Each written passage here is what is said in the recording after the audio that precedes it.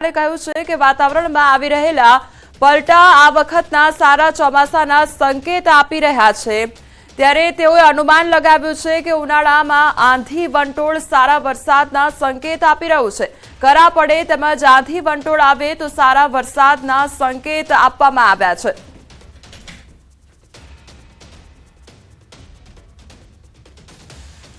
એવું કહેવાય છે કે લગભગ આંધીઓ વધારે આવે તો પણ વરસાદ સારો થાય, શકે 7 આંધીઓ આવે પછી પણ વરસાદ સારો થાય, પણ કરા પડે એ વરસ સારું આવે એમ કહેવાય છે લોકવાયકા પ્રમાણે।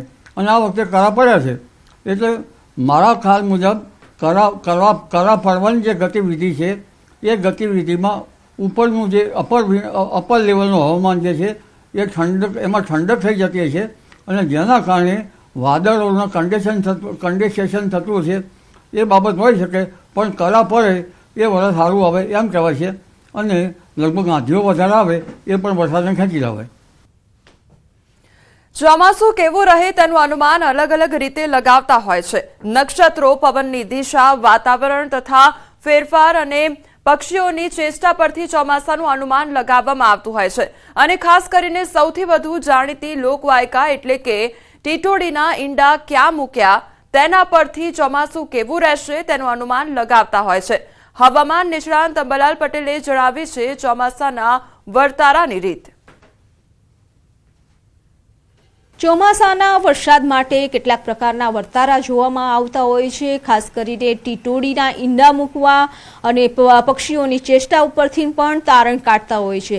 એટલે આપણી સાથે છે હવામાન નિષ્ણાંત અંબાલાલ પટેલ। કાકા, જ્યારે એવું કહેતા હોય છે કે ટીટોડી ઈંડા મૂકે એટલે લોકો એવું કહે કે આજે ટીટોડીએ ઈંડા મૂકી દીધા છે, હવે વરસાદ થશે, પરંતુ એના માપદંડ કેટલા હોય છે કે કયા સમયમાં એ ઈંડા મૂકે તો તેના ઉપરથી તારણ જોવામાં આવતું હોય છે?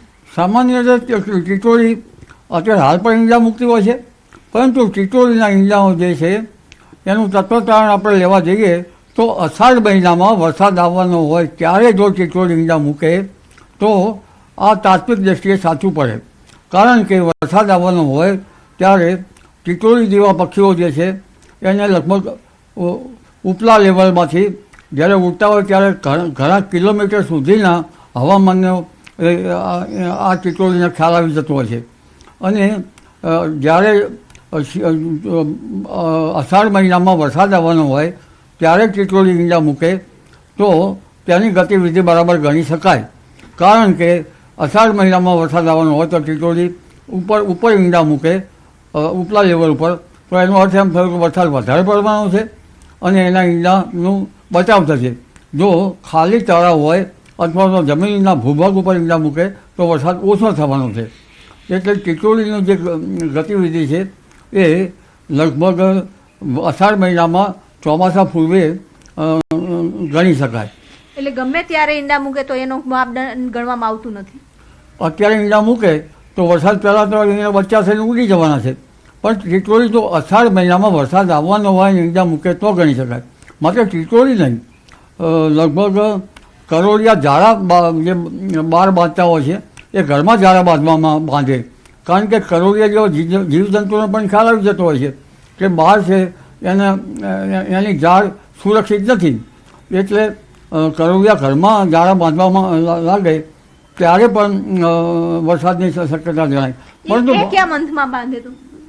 લગભગ ચોમાસું આવવાનું થાય એટલે કરોડિયા ઘરમાં ઝાડા બાંધવાનું શરૂ થઈ જાય, પરંતુ જે આર્દ્રતાનો ભેજનું માપદંડ છે વળની વરવાઈઓ છે, વળની વરવાઈઓ લગભગ વ્યાસ સવા વ્યાસની થાય એટલે વરસાદ આવી જાય। આ જે બાબતો જે છે એ જે કુદરતી લેબોરેટરી છે ભીગું। તો પક્ષીઓ છે, કરોડિયા છે, ટીટોડી છે, આની ચેષ્ટા ઉપરથી વર્તારો છે તે કાઢવામાં આવતો હોય છે, પરંતુ કયા મહિનામાં મૂકે છે ઈંડા તે પણ એક ખૂબ જ મહત્વનું હોય છે।